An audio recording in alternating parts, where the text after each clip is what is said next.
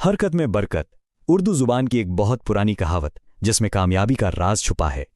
सीधा सा मतलब है कि असल खुशहाली और बरकत सिर्फ और सिर्फ हरकत में ही है।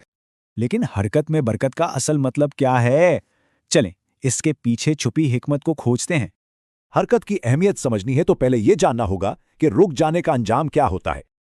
और कहते हैं ना कि खाली दिमाग शैतान का कारखाना है। बेअमली का सबसे बड़ा नुकसान यही है। इसको समझने के लिए पानी की मिसाल लेते हैं। बहता पानी जिंदगी है और ठहरा हुआ मौत। जिंदगी का उसूल भी बिल्कुल यही है। जहां हरकत रुकी वहीं तरक्की का सफर भी थम जाता है। अच्छा, तो हरकत का मतलब सिर्फ जिस्मानी मेहनत नहीं है, इसकी दो किस्में हैं। एक तो है जिस्मानी हरकत, यानी कामकाज, सेहत और रोजी कमाने की जद्दोजहद।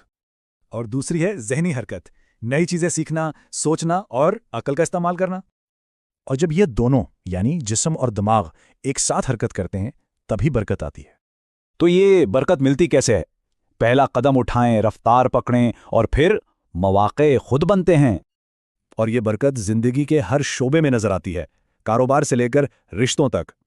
तो बात साफ है, ये सदियों पुराना असूल आज भी सच है।